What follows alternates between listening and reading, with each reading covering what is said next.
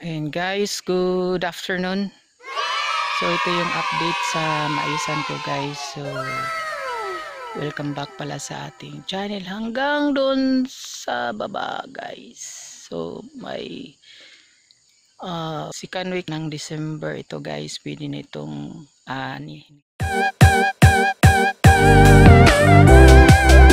dito tayo sa maisan. Update tayo sa maisan ko guys. So welcome sa aking corn farming. So ito na yung update ngayon guys. Yan o. Brown na. Malapit na ito harvestin. So yun nga, update tayo. Dito ako sa area. Tsaka malaki na yung mga saging namin. Kasi pagkatapos nito, pag maano na, saging binangay ito guys. So yun, ang laki na. So habang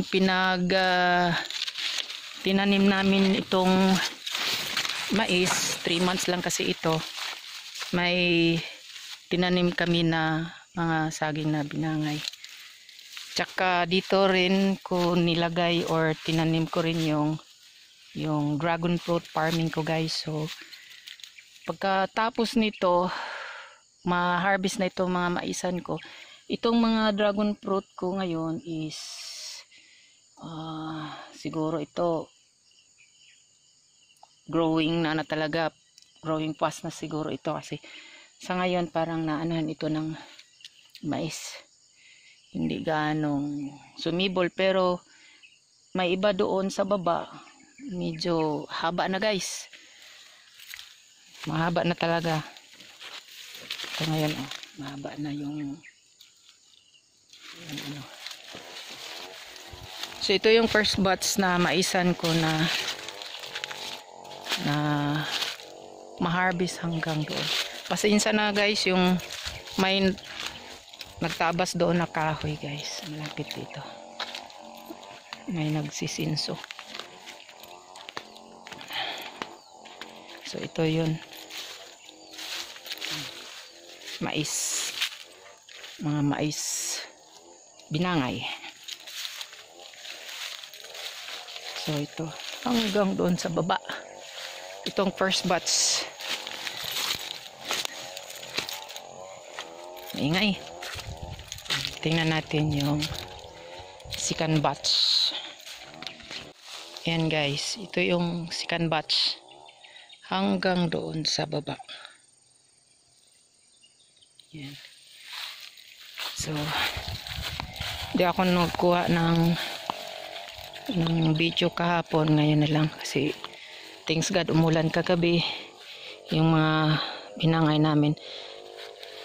Siya nga pala guys, itong portion sa ilalim nito may mga saging din na tinanim, saging na binangay yan. So ito pagkatapos nito, pag ma-harvest na ito by January pa ata ito guys. So ang makikita nyo dito later or soon is yung binangay na saging, kasi nagpa-farming ako ng binangay. Ayan, so thanks God kasi lumaki na sila. May iba hindi pa tumubo. Ayan, kasi ang iba daw talaga hindi hindi magtubo kasi masisira. Ito yung bago second batch. Yan guys, umulan na. Uuwi na kasi ako ngayon puntang Davao. Yan guys, update ko lang kayo dito sa aking corn farming. Yan hanggang doon guys. Yan nga, umuulan na naman. Unpredictable dito sa bukid guys, uulan bigla. Yan guys, yan, ito yung sa kabilang side, tsaka doon sa taas, tsaka doon sa kabilang side. Kaso lang umulan. Balik tayo. Umulan guys.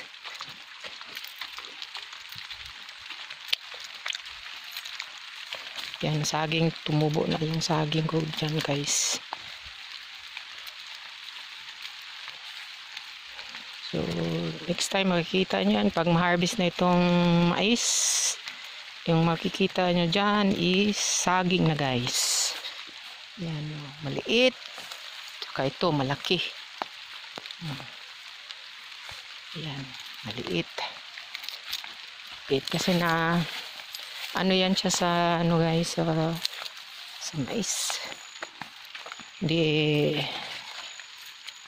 siya gaano mabilis ang pagtubo. Dahil yun nga, mais pa more. Yan.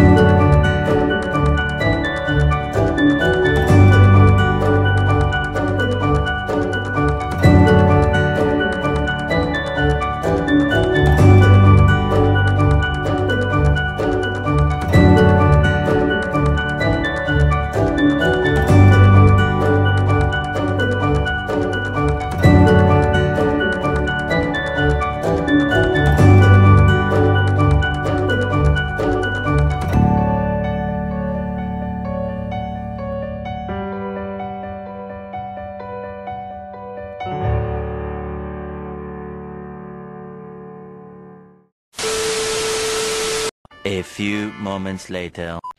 Guys. Na tayo. Kasi malakas ang ulan. Go! Malakas ang ulan, guys. Ligo tayo nito ngayon. Nabutan tayo dito sa farm. Palabas ako dito ngayon, guys.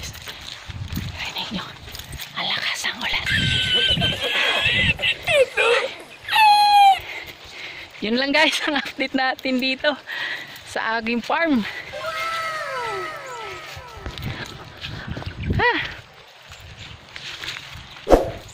Bye guys. Bye. Lakas ang ulan.